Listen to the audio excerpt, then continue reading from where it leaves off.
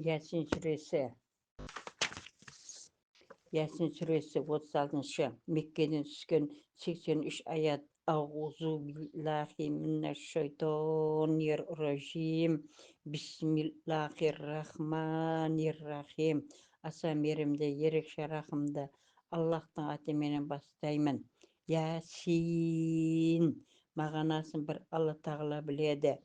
Уал Құр'анил хаким. Хикметті Құранмен ант етемен. Иннака лиминал мурсалин. Сен Мұхаммед анық елшілерденсің.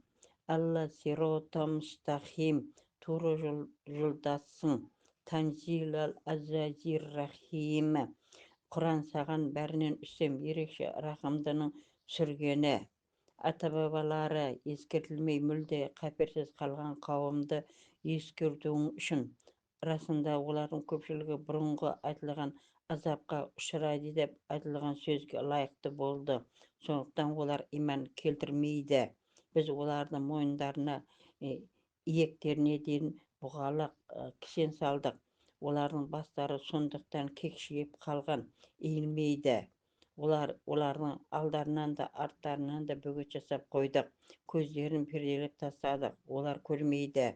Ескертесің бе, ескертпейсің бе, оларға бәрібір иман келтірмейді. Біз Құранға сеніп, Алла тағаланы көрмей-ақ қорыққан адамды ескерте аласың.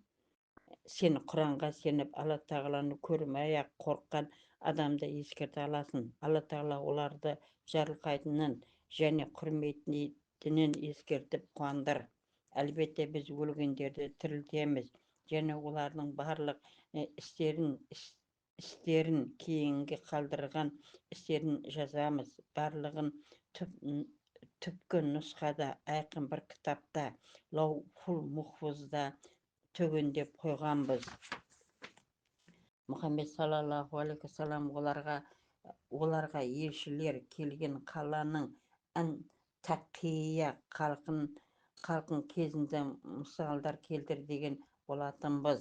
Оларға 2 елші жібердік. Олар екеуін де мойындамай өтірікке шығарды. 3-ші рет елші жіберіп жәрдем бердік. Сонда елшілер: біз шынында да сендерге жіберген елшіміз деді. Олар: сендер біз сияқты ғана адамсыңдар. Сендерге Алла тағала еш нәрсе жіберген жоқ. Сендер мүлде өтірік айтасыңдар деді. Елшілер: Раббымыз біледі, расында біз сендерге жіберілген елшіміз. Біздің міндетіміз ашық дәлелдерді, Алла тағаланың әмірін жеткізу ғана деді. Олар: кәпірлер, сендердің жамандық нышанын байқадық. Егер айтқандарыңды тоқтатпасаңдар, таспен атқылаймыз. Шынында бізден жан түршігерлік азапты көресіңдер деді. Елшілер: ырымдарың өздеріңе не сендерге насихаттағанды ырым етесіңдер ме? Олай емес, сендер шектен шыққан қауымсыңдар деді. Қаланың шетінен бір кісі жүгіріп келіп: ей қауым, елшілерге ілесіңдер деді. Олар тура жолда болса, сендерден ақы сұрамаса, ондай кісілерге еріңдер. Ол кісі: өзімді жаратқанға ғана құлшылық жасамаймын. Жаратқанға неге құлшылық жасамаймын? Және сендерді оған қайтарыласыңдар. Мен одан өзге тәңірлерге табынсам, егер Алла тағала маған зиян тигізуді қаласа, олардың қолдаулары маған ешбір пайда бермейді де, олар мені құтқара да алмайды. Сөз жоқ, онда мен ашық адасуда боламын. Күдіксіз рабыларыңа иман келтірдім. Енді маған құлақ салыңдар дегендігі үшін қауымы ол кісіні таспен атқылап өлтірді. Оған жәннатқа кір делінді. Ол әттең қауым мұны білген болса еді. Раббымның мені жарылқап ардақтылардан етіп жәннатқа кіргізгенін деді. Одан кейін оның еліне көктен әскер періштелер түсірмедік, әрі түсіруші де емеспіз. Оларға бір ашық дауыс қана жетті. Сонда олар сеспей қатып опат болды. өздеріне келген елшіні ұдайы мазақтаған құлдарға нендей өкініш. Олар өздерінен бұрын көптеген қауымды опат еткенімізді, олардың бұларға қайтып келмейтінін көрмей ме? Олардың барлығы біздің құзырымызда қияметте жиналады. Оларға өлі жер бір белгі, оны жандандырып, одан дән шығарамыз. Олар оныменен көріктенеді. Жер бетінде көптеген құрма, жүзім ағаш бақшаларын және бұлақтар, өзендер, теңіздер пайда етіп, су ағызып қойдық. Оның жаратқан өнімдерін, жемістерін, әрі өздері қолыменен еккен нәрселерін жесін дедік. Сонда да шүкіршілік етпей ме? Алайда Алла тағала пәк, барлық нәрсені жұп-жұбымен жаратты. Жердің өзі өніп шығатынын, не өздері өндірілген нәрселер болсын, бәрінің жұбы бар. Оларға түн бір белгі, одан күндізі ажыратамыз. Сонда олар қараңғылықта қалады.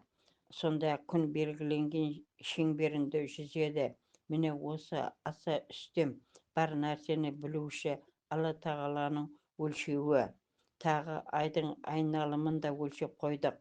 Ескі құрманың қураған бұтағындай болғанға дейін тұрады. Күннің айға жетуі мүмкін емес, және түнде күндізден ілгері кетпейді. Әрқайсысы өз кеңістігінде жүзеді. Біз оларға ұрпақ нәсілдерін кемеге толтырып тасығанымыз олар үшін бір белгі. Олар үшін басқа да көліктер жаратқанымыз белгілерден.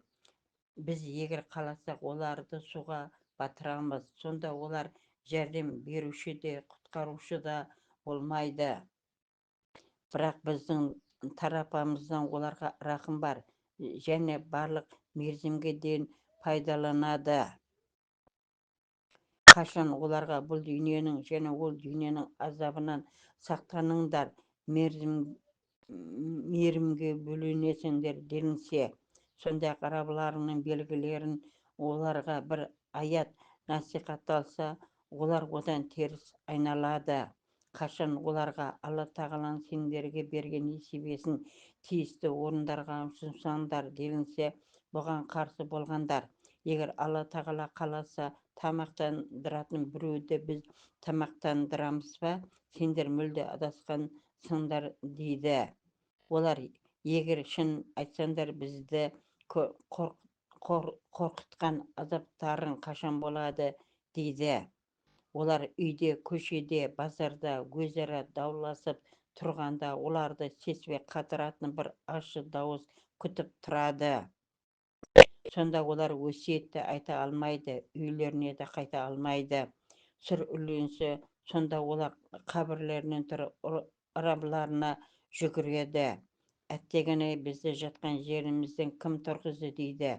Міне, мейірімді Алла тағаланың уәдесі осы. Пайғамбар алейхиссалам да шын айтқан екен дейді муминдер. Бір ғана қорқынышты дауыспен олардың барлығы алдымызда тұрады.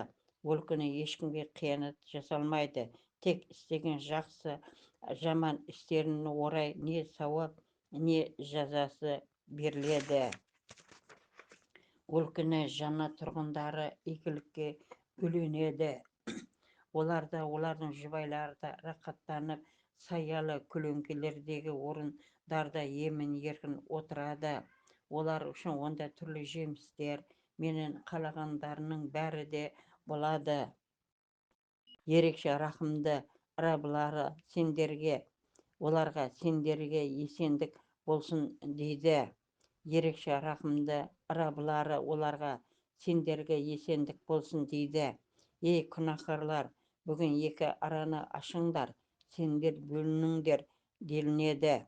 Ей адамзат баласы, сендерге шайтанға ермеңдер, ол сендердің ашық дұшпандарың деп ескертпедім бе? Маған құлшылық етіңдер, тура жол осы демедім бе? Олар сендерден бұрын көптеген топты адастырған, сонда да түсінбейсіңдер ме?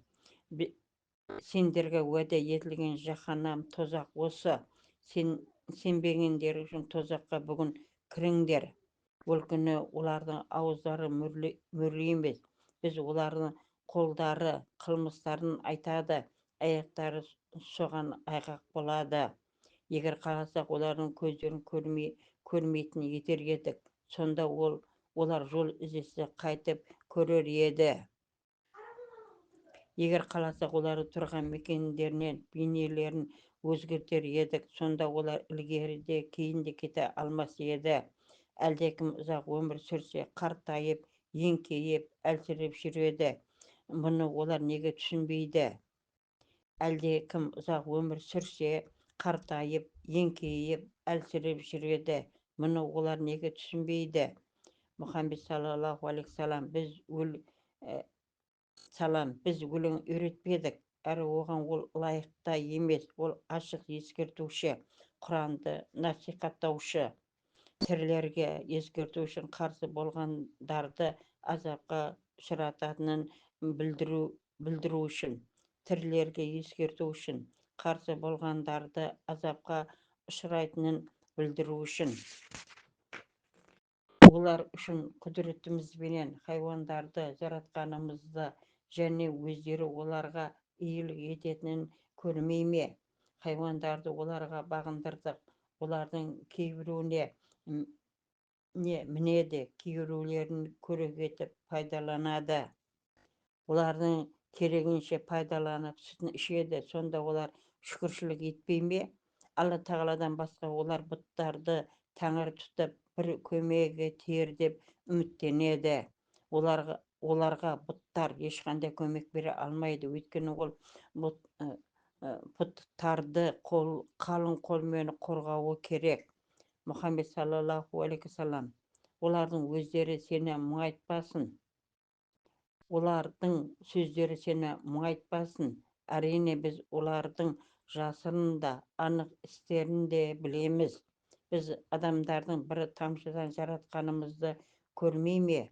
Сонда да ашық дұшпандық істейді. Олар өздерінің қалай жаратылғаны ұмытып, мысалдар келтіреді.